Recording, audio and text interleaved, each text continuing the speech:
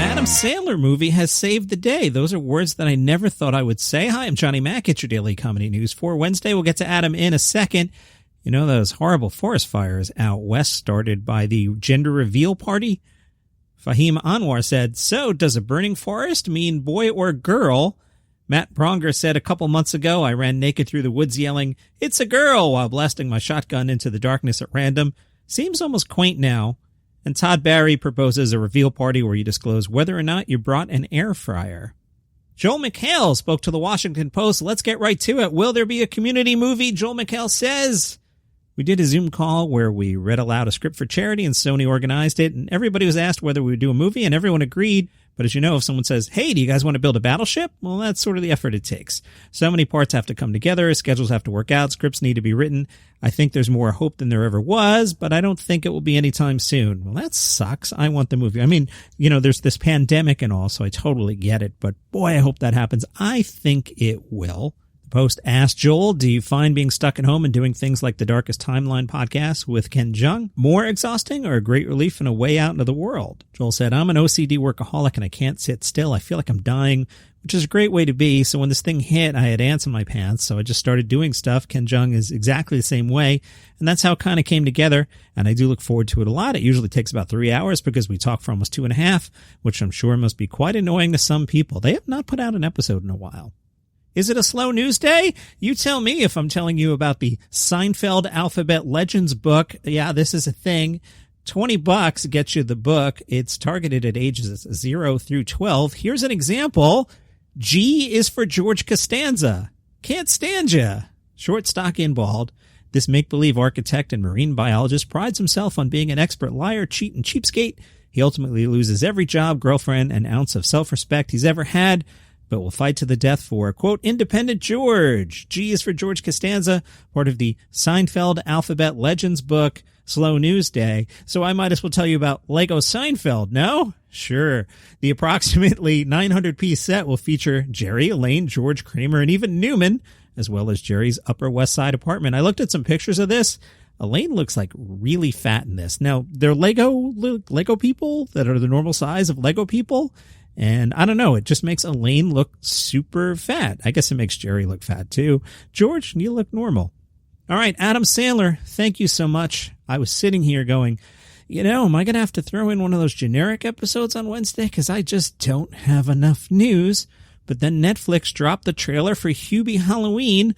Longtime listeners to this or to the weekly comedy thing on Live by Live know that I love Adam Sandler movies. They're so funny. Jack and Jill. I mean, come on, look at the premise. So how could I not be excited about Hubie Halloween? Let me tell you about it.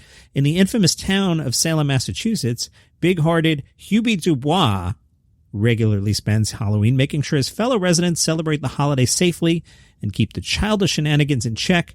Though they don't often thank him for it, Hubie is mocked for being overly cautious and still living with his mom. Plus, he's called the police so often over the years that Officer Steve Downing, guess who plays him? Kevin James, you're right, actively avoids him. Kevin James is a cop. Boy, that's a stretch for this movie, huh? This year, though, the situation's actually spooktacular. This from USA Today. A mysterious new neighbor, played by Steve Buscemi, that's interesting, has a hankering for the supernatural. There's an escaped criminal on the loose, and some mysterious disappearances have Hubie on red alert. Salem's resident nerdy hero needs to convince the skeptical authorities that the monsters are real this time. He's all about solving crimes, but obstacles get in the way of the normal and paranormal varieties. Thankfully, though, Hubie has an ally and caring fan in Violet Valentine. Hubie's crushed since grade school, and the affection is mutual. Hubie Halloween, October 7th. Are you excited? Now, there's no word on if Sandler has gone through with his threat he made if he didn't win an Oscar for Uncut Gems. Can I tell you, as much as I love Adam Sandler movies, Uncut Gems is actually a really good film. You should watch that one. That one is good.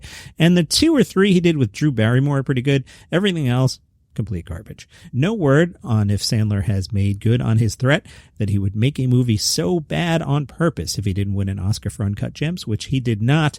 Some of the co-stars in this film: Ray Liotta, the super cool Michael Chiklis. He's a really cool dude. I think I've talked about him on the pod. And Shaquille O'Neal. They'll also be in the film, as well as Maya Rudolph, Tim Meadows, Kenan Thompson, and of course, Rob Schneider.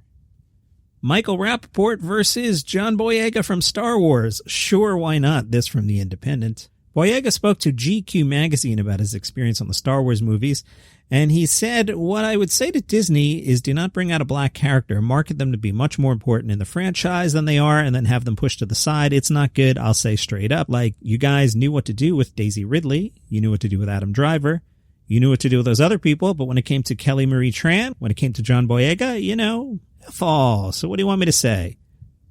What they want you to say is, "I enjoyed being a part of it. It was a great experience." Nah, I'll take that deal when it's a great experience. They gave all the nuance to Adam Driver, all the nuance to Daisy Ridley. Let's be honest, Daisy knows this, Adam knows this, everybody knows. I'm not exposing anything. So why did I talk about Star Wars for a couple minutes there? Comedian Michael Rapport chimed in on Twitter. He wrote, "Congrats, but you ain't the first actor to have an unnuanced character in a Star Wars movie. Welcome to show business. Shit doesn't always go your way." Boyega politely replied, asking Rapport if he'd read the article.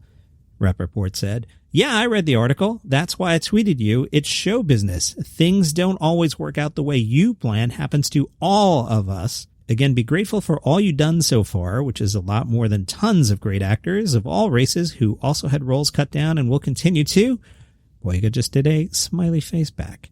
People on Twitter told Rapport to stay in his lane, and Boyega seems to have won the Twitter war on this one. Chelsea Handler spent the weekend in Maine. She tweeted, "As I spend time in Maine, I'm noticing many Confederate flags on properties and cars. To be clear, the Confederacy was alive for 5 years, and their pursuit was to keep slavery legal in the U.S., and they lost.